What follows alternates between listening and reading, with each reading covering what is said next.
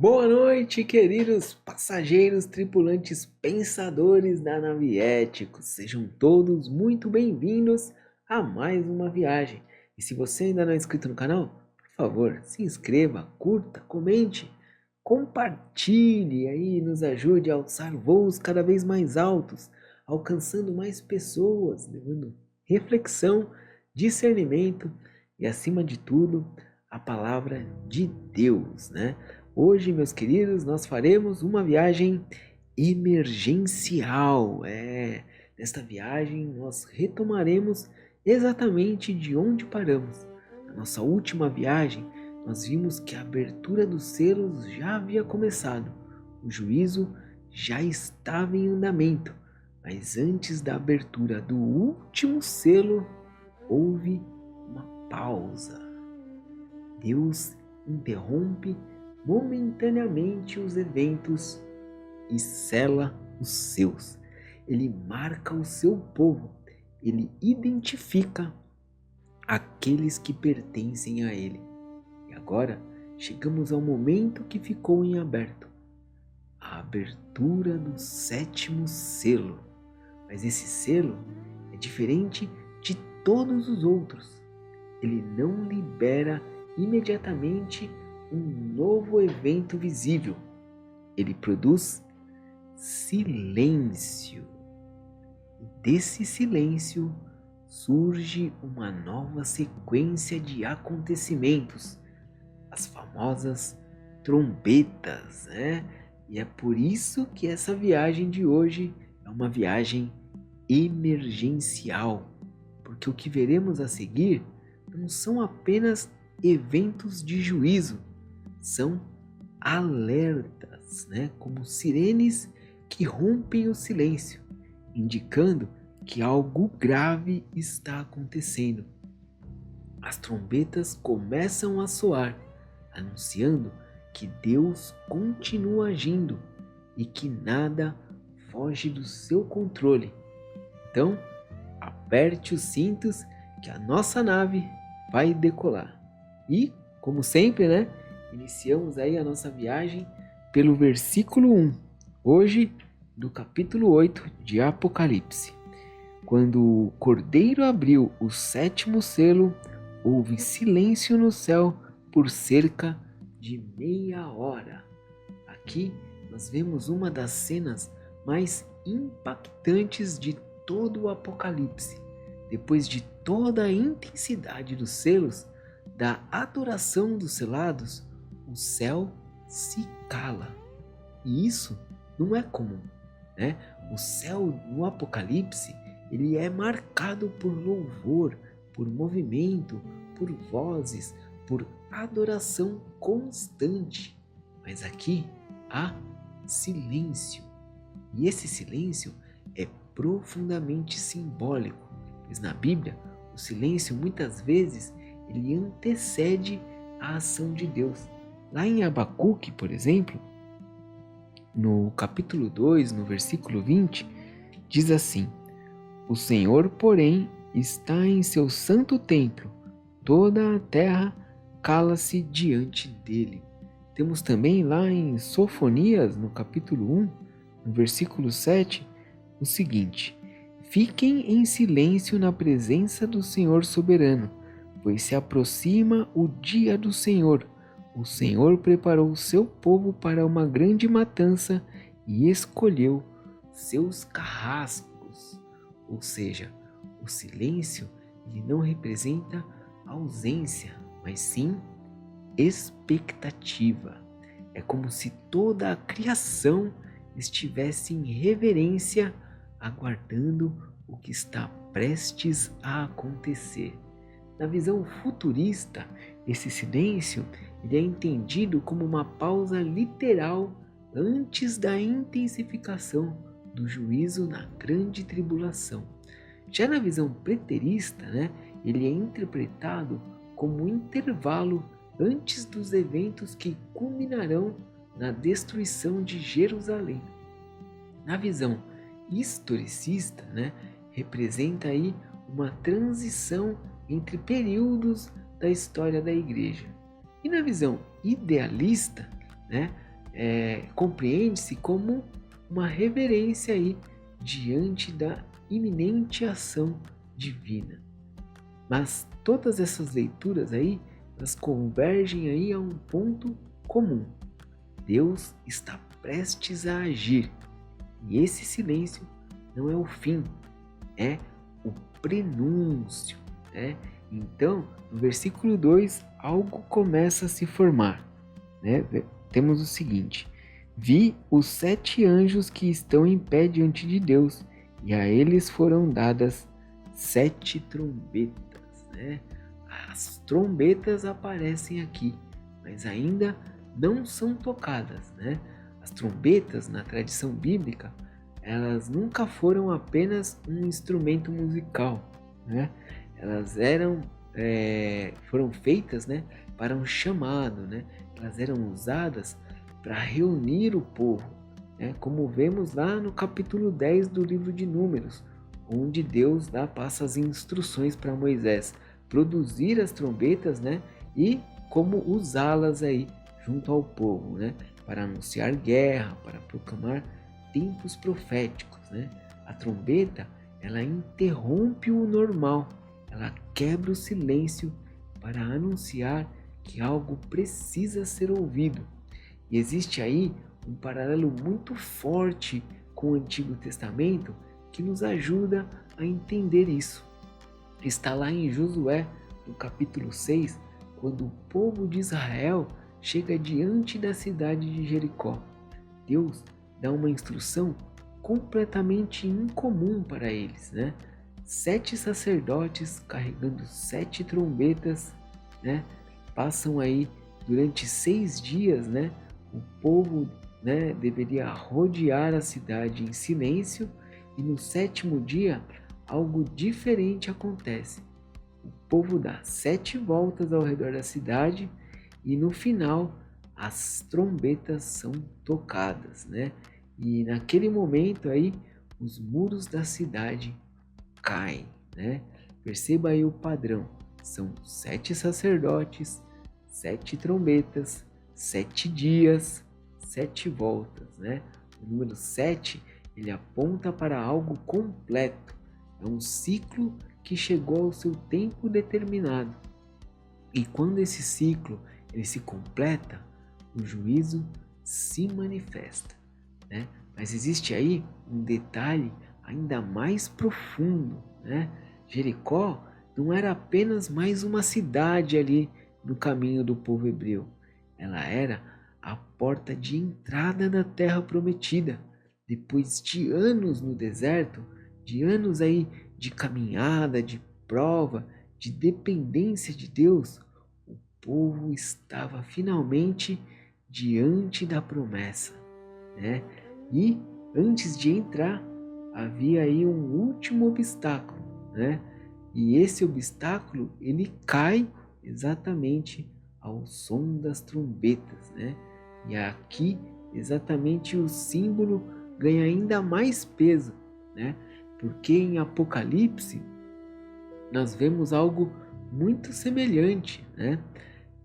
Depois da caminhada aí, depois de uma vida neste mundo, né, de provações, de perseverança, né, o povo de Deus ele está sendo conduzido à promessa, né, a promessa final, né, o reino de Deus, a volta de Cristo, né, a consumação de tudo aquilo que foi anunciado.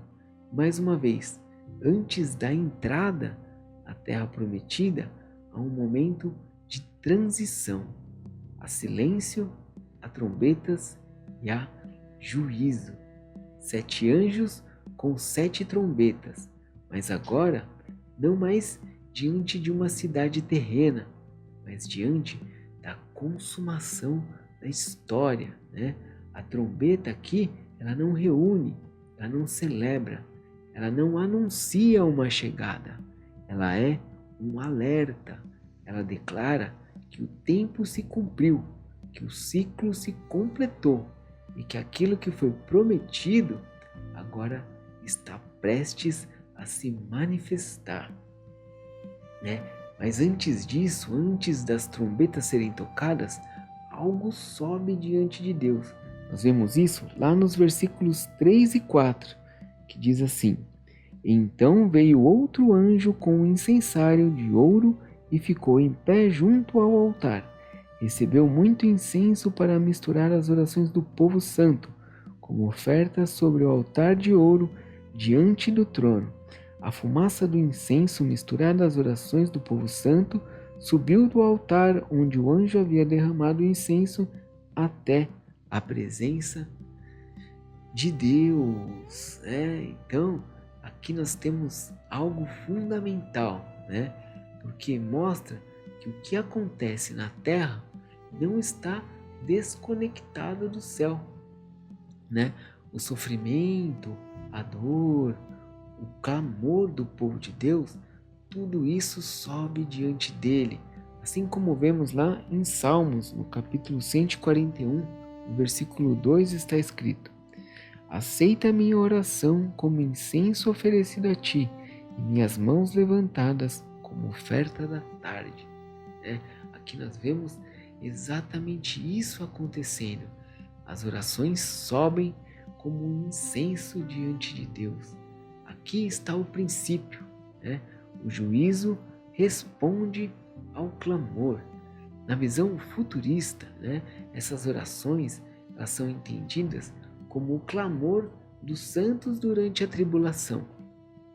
Já a visão preterista, essas orações representam o clamor dos cristãos perseguidos aí no primeiro século.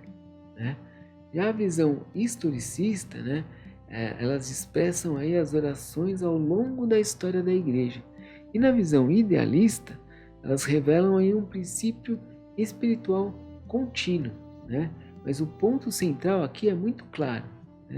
Deus ouve o seu povo. E quando Deus responde, Ele responde com justiça.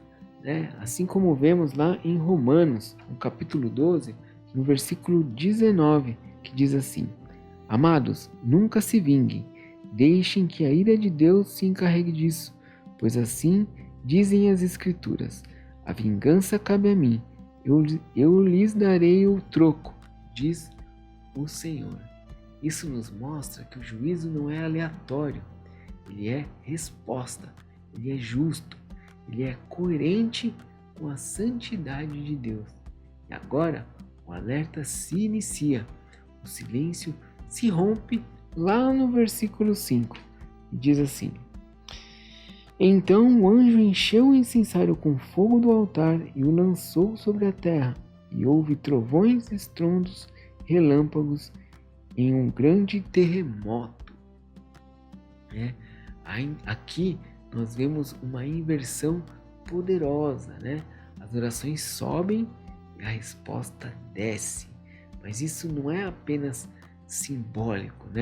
Lá em Gênesis, no capítulo 18, quando Abraão intercede por Sodoma, nós vemos que Deus responde.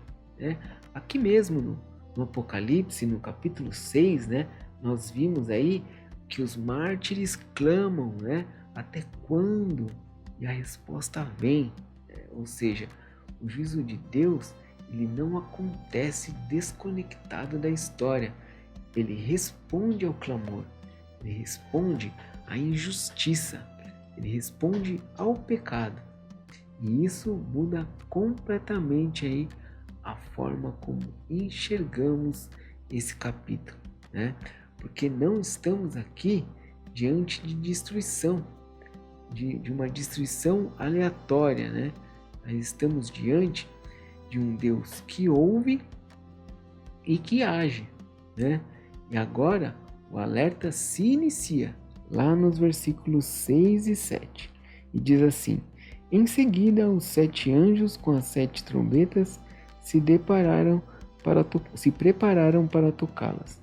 O primeiro anjo tocou sua trombeta e foram lançados sobre a terra granizo e fogo misturados com lava, com sangue, 1/3 da terra pegou fogo e foi queimado 1/3 das árvores, além de toda relva verde.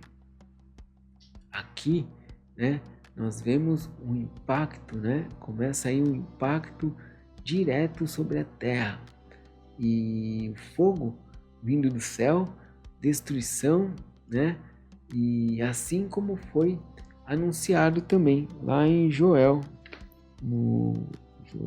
onde está Joel? Joel, no capítulo 2, no versículo 30. Vamos lá. Farei maravilhas nos céus e na terra, sangue, fogo e colunas de fumaça. Mas observe aí um detalhe importante, né? Só afetou 1/3, né? Ainda é parcial, ainda é um alerta, né? E a visão futurista que entende que esse evento é como um juízo literal, como manifestações físicas reais, né? Já os preteristas, né, eles interpretam isso como juízos históricos sobre Jerusalém. Já os historicistas, eles veem como guerras e catástrofes aí ao longo da história, né? Já os idealistas, eles compreendem tudo como manifestações recorrentes aí do juízo divino. Mas independente da interpretação, a mensagem é a mesma e é muito clara. Deus está falando. E quando olhamos para o mundo atual, vemos cenas que nos fazem refletir. Nos últimos dias, por exemplo, o mundo tem acompanhado aí a escalada aí no conflito entre Irã, Israel e Estados Unidos, né?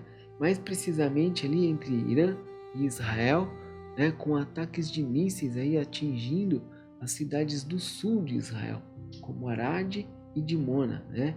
Segundo informações aí recentes publicadas no The Guardian, dezenas de pessoas ficaram feridas aí com edifícios atingidos e cenas de destruição sendo registradas aí. E o que mais chama a atenção é que alguns desses mísseis eles conseguiram atravessar aí os sistemas de defesa de Israel, né?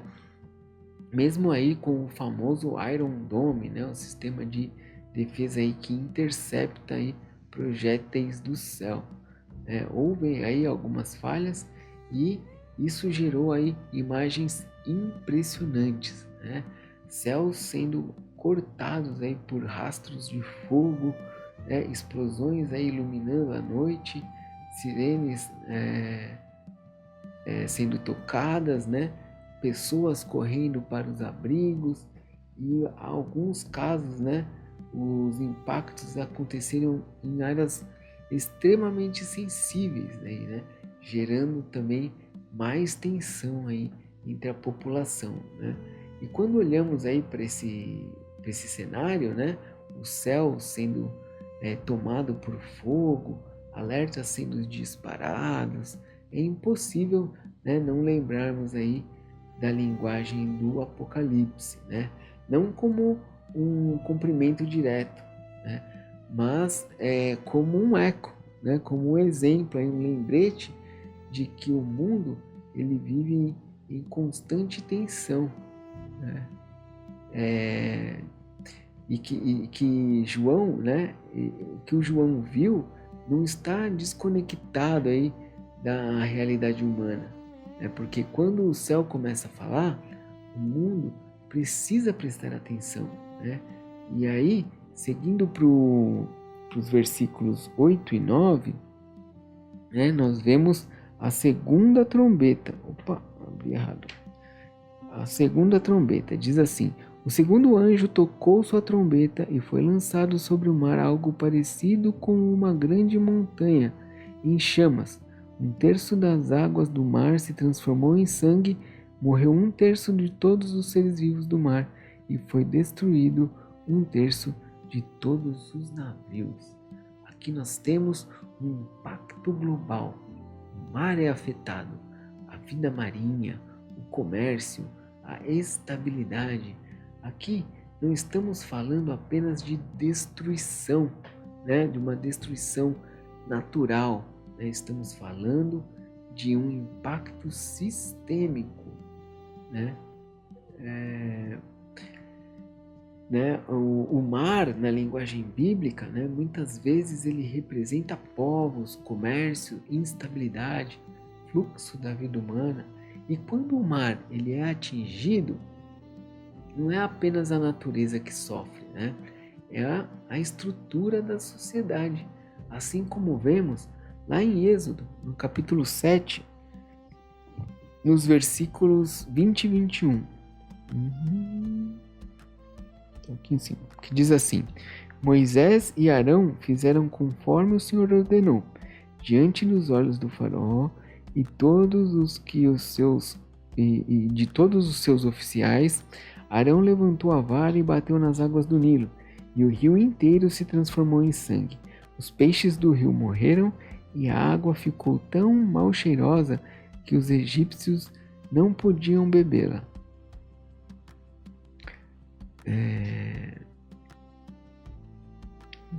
Tem mais, né? Os peixes... Havia sangue em toda a terra do Egito. Né? Quando Deus transforma as águas do Nilo em sangue, Ele não está apenas realizando um milagre, Ele está atingindo a base da sobrevivência e da economia do Egito. Aqui, em Apocalipse, nós vemos um padrão semelhante. A vida marinha é atingida, os navios são destruídos e o comércio é abalado. Na visão futurista, né, esse evento ele é entendido como um impacto literal, possivelmente de algo vindo do céu, né, ou de um vulcão, alguma coisa desse tipo, né, que atinge os oceanos e gera aí consequências globais, né.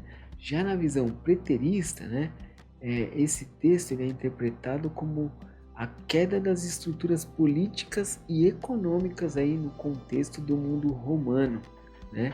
Na visão historicista, representa aí grandes colapsos aí de impérios ao longo da história, né? Afetando o comércio e a estabilidade das nações, né? E na visão idealista, né? Esse é um quadro que revela aí um princípio espiritual, né? Quando Deus julga, Ele pode agir diretamente, né? Ele atingir, né, diretamente os sistemas que sustentam a vida humana.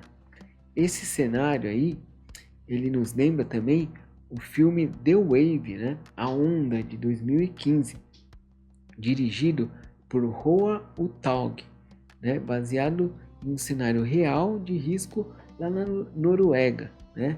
Ele retrata aí o colapso de uma montanha em um fiord, né, capaz de gerar aí um tsunami devastador.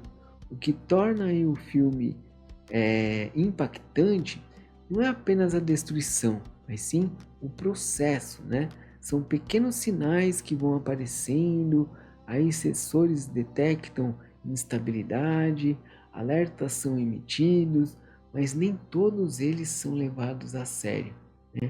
Até que de repente não há mais tempo. A montanha cede e a parede de água avança com aquela força absurda, né?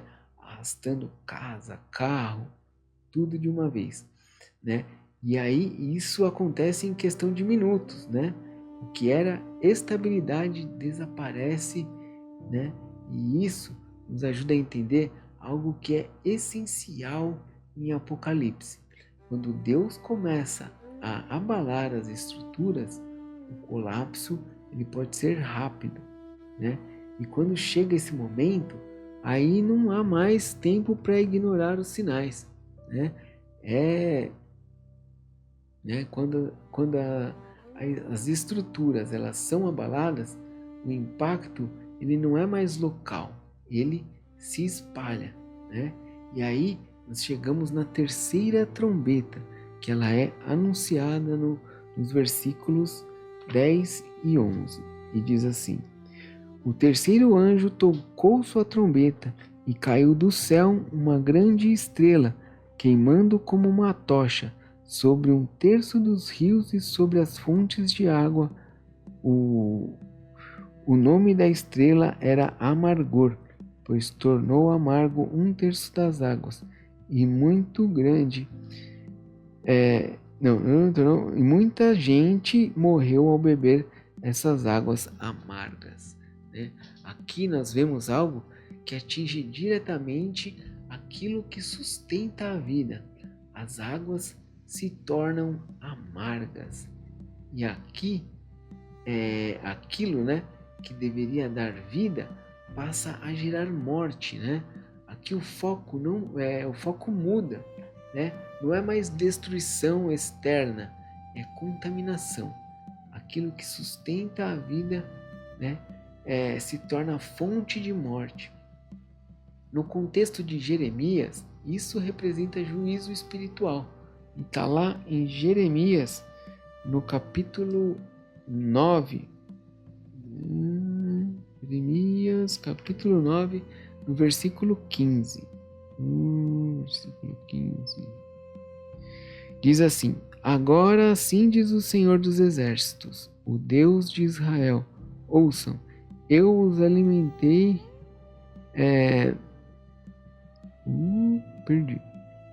Eu os alimentarei com amargura e lhes darei veneno para beber. Né? E em outras versões diz: darei ao povo absinto e água envenenada. Isso é uma resposta à corrupção, ao afastamento de Deus, à consequência amarga do pecado. E em Apocalipse, essa linguagem é retomada. Na visão futurista, isso é entendido como um evento literal, possivelmente aí um objeto celeste, né, afetando as fontes de água. Já na visão preterista, né, representa aí lideranças corruptas que contaminam o povo. Na visão historicista, né, aponta aí para períodos de decadência espiritual dentro da própria igreja. E na visão idealista, revela aí um princípio profundo. Quando aquilo que deveria sustentar a vida se corrompe, a morte se espalha. E aqui entra um ponto interessante no mundo atual, né? Nos últimos dias, algumas matérias chamaram a atenção para um objeto que vem sendo estudado já há algum tempo pela comunidade científica, né? O cometa interestelar 3I Atlas, né? Conhecido como 3I Atlas. Por exemplo, na matéria aqui recente do portal Terra, foi destacado: estrutura do 3I Atlas contém elementos associados à base da vida, né? Dizem estudos recentes. E isso chama atenção porque não estamos falando de um objeto comum, né? Segundo aí análises feitas com telescópios avançados, né? Incluindo observações associadas aí ao uso de dados do telescópio James Webb, né? Esse objeto ele apresenta características muito incomuns, né? Estudos indicam que ele pode ter entre 10 e 12 bilhões, né, de anos, ou seja, é um material extremamente antigo, possivelmente formado aí nos primórdios do universo. Além disso, né, foram identificados aí em sua composição elementos, né, como metanol, compostos orgânicos e moléculas aí associadas à base da vida. Ou seja, nós estamos falando de algo que carrega em si elementos que têm condições aí específicas, né, que estão diretamente ligados à sustentação da vida. Mas aqui entra um ponto importante. Esses mesmos compostos, né, dependendo da forma como eles interagem com o ambiente, eles podem também ser contaminantes, né? São substâncias como metanol, por exemplo, são tóxicas ao organismo humano, né? E elas podem ser tóxicas também aí, né? Para tornar aí a água imprópria para consumo, né? Outros compostos orgânicos também presentes aí em determinadas concentrações podem alterar o equilíbrio químico da água, afetando aí a sua potabilidade e até tornando ela nociva. Ou seja, nós não estamos aqui falando de algo impossível, Nós estamos falando de algo que, do ponto de vista químico, é totalmente plausível, né? E isso torna o texto bíblico ainda mais impactante, né? Porque em Apocalipse nós vemos exatamente esse cenário, né? Aquilo que sustenta a vida sendo atingido e se tornando fonte de morte, né? Mais uma vez, né, nós não estamos aqui dizendo que isso vai acontecer, que é o cumprimento direto do Apocalipse, né?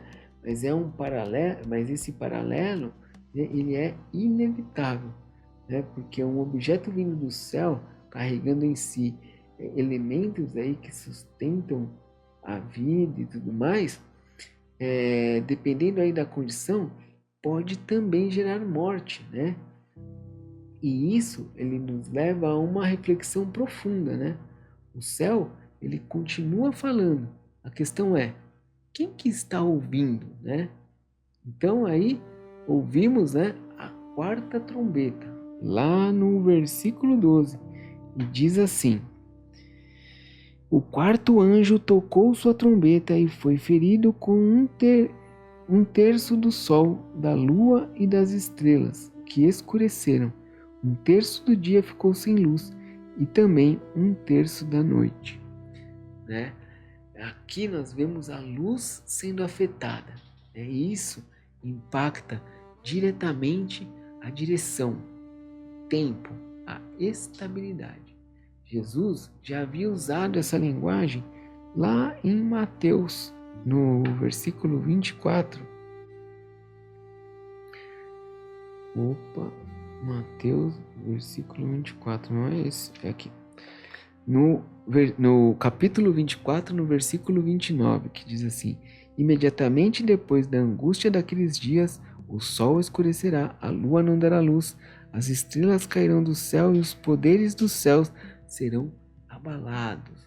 Já no Antigo Testamento, nós temos lá em Isaías, né, no capítulo 13, aliás, no versículo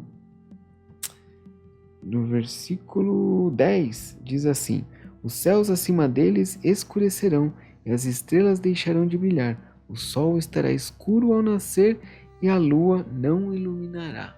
Né? Na visão futurista, isso é entendido como fenômenos cósmicos reais, afetando aí o sistema solar. Já na visão preterista, representa aí a queda de autoridades, né? Luzes que guiavam o povo. Na visão historicista, aponta aí para períodos de escuridão espiritual, onde a verdade se obscurece. E na visão idealista, revela aí um princípio direto, né, de quando a luz se apaga, a humanidade perde o rumo. E talvez seja um dos juízos mais silenciosos, porque não é uma destruição imediata, né? É desorientação.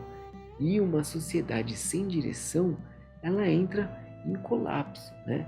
Esse cenário aí nos lembra muito o filme Sunshine, né? O Alerta Solar, de 2007. Ele foi dirigido por Danny Boyle e é estrelado aí por Cillian Murphy e Chris Evans, né? O filme ele retrata uma missão que é enviada ao espaço com o objetivo extremo de reativar o Sol, né? No enredo, o Sol ele está morrendo e com ele toda a vida na Terra, que a temperatura cai, a produção dos alimentos entra em colapso, né? E a humanidade ela começa a desaparecer lentamente, né? Mas o mais interessante no filme não é a explosão, né? É o silêncio da ausência, né? A luz ela simplesmente deixa de cumprir o seu papel e isso gera algo ainda mais assustador que o caos imediato, né? A perda de direção, né? E isso conecta diretamente com o Apocalipse, né? Quando falta a luz, o mundo ele não explode, ele se perde, né? Pois assim como está lá em João, no capítulo 8, no João capítulo 8, vamos lá. No versículo 12 diz assim, João 8, 12. Jesus voltou a falar ao povo e disse: Eu sou a luz do mundo. Se vocês me seguirem, não andarão no escuro, pois terão a luz da vida. E no capítulo 12, ele retoma aí esse conceito, né? No versículo 35 diz assim: Jesus respondeu: Minha luz brilhará para vocês só mais um pouco.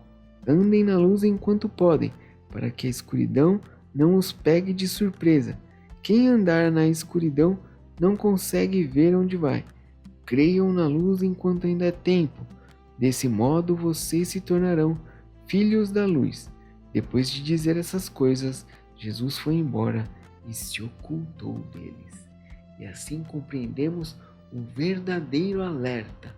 Arrependam-se enquanto há tempo, pois a nossa viagem vai chegando ao fim, no versículo 13 aí do capítulo 8.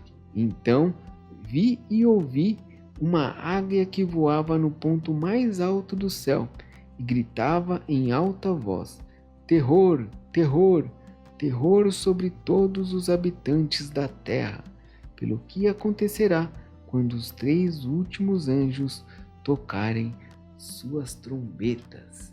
Em outras traduções, essa expressão aparece como ai, ai, ai dos que habitam na terra. E isso intensifica ainda mais o que está sendo anunciado, porque esse não é apenas um grito qualquer. Perceba de onde ele vem. Ele vem de uma águia. Na linguagem bíblica, a águia não aparece aqui por acaso, né? Em Oséias, por exemplo, no capítulo 8, Oséias capítulo 8, tá aqui. Jeremias, rapaz, Oséias. No versículo 1 diz assim: Soem o alarme, o inimigo desce como águia sobre o templo do Senhor, pois o povo quebrou minha aliança e se rebelou contra minha lei. Né? Aqui nós vemos a conexão. A águia como a mensageira do juízo, a trombeta como anúncio. E agora essa mesma figura aparece novamente, mas não apenas como símbolo. Ela fala, ela grita. E o conteúdo desse grito é claro: ai, ai, ai. E na linguagem bíblica, o ai é um anúncio de juízo. Não é apenas um aviso leve, é uma declaração de que algo grave está prestes a acontecer. E aqui, essa mensagem não vem de um homem, ela vem do céu, uma águia voando no ponto mais alto para que todos possam ouvir. E perceba, ela não canta, ela não passa em silêncio, ela grita. E o conteúdo desse grito é muito claro. Se você achou que já era intenso, o que vem a seguir é ainda mais severo, né? Mas existe algo ainda mais profundo aqui. Mesmo diante do juízo, Deus continua alertando, como se o céu estivesse dizendo: ainda dá tempo, ainda dá tempo de ouvir, ainda dá tempo de responder, ainda dá tempo de voltar, né? Mas esse tempo, ele não é infinito, né? E existe um detalhe muito importante aqui. Essa mensagem, ela é direcionada aos habitantes da terra, aqueles que estão firmados neste mundo como se ele fosse permanente, né? É exatamente aí que está o perigo, né? Ignorar o alerta, porque o problema não é a trombeta soar. O problema é não ouvir o que ela anuncia. Talvez você esteja aqui hoje e percebe que Deus já falou com você antes, já alertou, já chamou, já mostrou os sinais, mas você adiou, né? E o problema não é não entender, é continuar ignorando, né? Porque chega um momento em que o alerta ele deixa de ser aviso e ele se torna realidade. E hoje você ainda tem a oportunidade de responder, né? Não amanhã, e sim hoje. Se o Espírito Santo está falando com você, não endureça o seu coração, porque ouvir e não responder também é uma decisão, né? E pode ser a mais perigosa de todas, né? Agora, se você deseja entregar a sua vida a Cristo, esse é o momento. Então, repita essa oração comigo. Senhor Jesus, eu reconheço que sou pecador e que preciso da tua graça. Eu creio que morreste na cruz por mim e que ressuscitaste para me dar a vida eterna.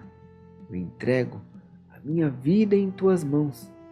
Perdoa os meus pecados, transforma o meu coração, guia os meus passos. Eu te recebo como meu único e suficiente Senhor e Salvador. Escreve meu nome no livro da vida e me ajuda a viver de acordo com a tua vontade. Para a honra e glória do seu nome, eu oro e agradeço. Em nome de Jesus. Amém. Se você fez essa oração aí com sinceridade aí de coração, escreva aqui nos comentários: eis-me aqui, Senhor, e seja muito bem-vindo ao corpo de Cristo.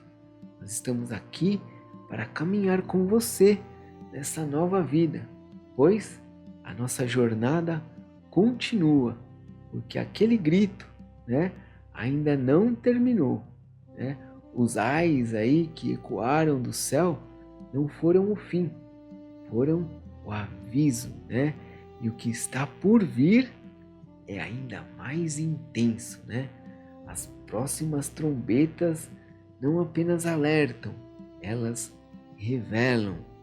Então, prepare-se, Porque na próxima viagem aí nós vamos ouvir aí o desdobramento desse grito e entender, o que acontece quando o alerta é ignorado, Então, como vocês podem ver, nós chegamos ao fim de mais uma viagem aí, uma viagem emergencial, E então eu espero, que vocês tenham gostado, ou mesmo que não tenham gostado também, deixe aí o seu comentário, o seu testemunho, uma crítica, sua sugestão, uma opinião, uma reclamação, um pedido de oração, aquilo que tocar no seu coração. Espero que tenhamos tocado, se você realmente tem aí um pedido de oração ou quer que o seu nome esteja aqui no nosso mural da intercessão, escreva aqui nos comentários, Nós estaremos aí orando por você, E se você chegou aqui,